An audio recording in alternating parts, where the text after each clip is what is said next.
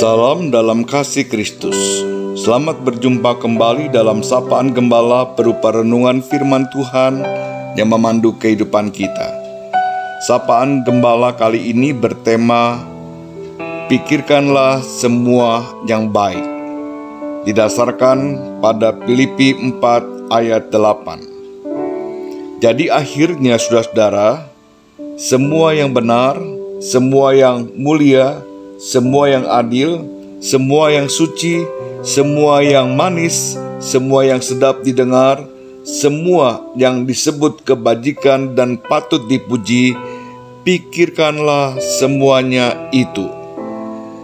Salah satu alasan mengapa Paulus menulis surat kepada jemaat Filipi, karena Paulus mendengar adanya perselisihan yang dapat mengancam keharmonisan persekutuan dan menghambat pertumbuhan jemaat. Perselisihan tersebut dimulai dari dua orang wanita yang bernama Euodia dan Sintike. Itulah sebabnya Paulus sangat menekankan karakter Kristus agar persekutuan dalam jemaat dapat terpelihara. Sebagai rangkuman dari nasihat tersebut, Paulus menekankan harus memikirkan semua yang baik, semua yang benar, semua yang mulia, semua yang adil, semua yang suci, semua yang manis, semua yang sedap didengar, semua yang disebut kebajikan dan patut dipuji. Pikiran merupakan hal yang sangat penting, karena pikiran akan menentukan kehidupan selanjutnya. Pikiran yang baik, yang suci, yang mulia akan menghasilkan tindakan yang baik, yang suci, dan yang mulia. Sebaliknya, pikiran yang kotor, yang jahat, yang pahit juga akan nyata dalam tindakan. Untuk bisa memiliki pikiran yang baik, tidak ada cara lain kecuali kita menaruh pikiran Kristus ke dalam pikiran kita. Seperti yang dikatakan dalam Filipi 2 ayat 5. Oleh karena itu hendaklah kamu dalam hidupmu bersama menaruh pikiran dan perasaan yang terdapat juga dalam Kristus Yesus. Dalam bagian lain, Paulus mengatakan kami menawan segala pikiran dan menaklukkannya kepada Kristus. 2 Korintus 10 ayat 5. Menakluk pikiran kepada Kristus berarti kita mengisi pikiran kita dengan firman Tuhan setiap hari. Dengan firman Tuhan kita dituntun untuk selalu berpikir yang baik dan yang benar, sehingga hidup kita menjadi indah. Memiliki pikiran yang baik bukan hanya dapat membangun hidup bersama dengan orang lain, baik secara individu maupun komunitas, tetapi juga akan memberi dampak bagi diri sendiri. Kita akan memperoleh kekuatan dan pengharapan di tengah kesulitan, di tengah ancaman penderitaan yang kita alami.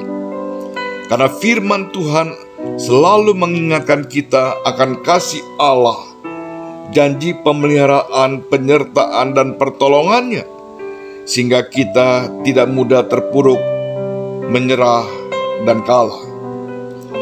Seperti yang dialami Paulus ketika menulis surat ini, ia tidak dalam keadaan yang baik-baik saja.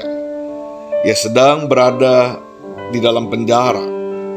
Sekalipun demikian, ia tidak kehilangan sukacita dan damai sejahtera Allah dalam hatinya, karena ia mampu mengelola pikirannya dengan baik. Dia tidak menyalahkan Tuhan atas segala keadaan yang dialaminya. Sebaliknya, ia selalu memikirkan kebaikan-kebaikan Allah yang telah dialaminya. Paulus bukan hanya mengajak jemaat Filipi untuk selalu berpikir yang baik, tetapi juga untuk melakukan yang baik. Seperti yang dikatakan dalam ayat 9, lakukanlah itu. Jadi memiliki pikiran yang baik, lanjutannya adalah melakukan hal-hal yang baik, dan hasil yang akan kita terima adalah Allah, sumber damai sejahtera, akan menyertai kita. Nasihat Paulus ini bukan hanya ditujukan kepada jemaat Filipi saja, tapi juga ditujukan kepada semua orang percaya, termasuk kepada kita sebagai pengikut Kristus, agar kita selalu memikirkan segala sesuatu yang baik di hadapan Allah.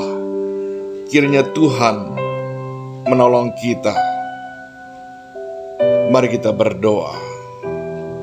Ya Bapa, tolonglah kami agar kami selalu memikirkan semua yang benar, semua yang mulia, semua yang adil, semua yang suci, semua yang manis, semua yang sedap didengar, semua yang disebut kebajikan dan patut dipuji dalam hidup kami.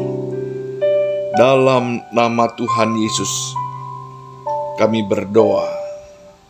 Amin. Sampai di sini renungan kita. Tuhan memberkati kita. Sampai jumpa.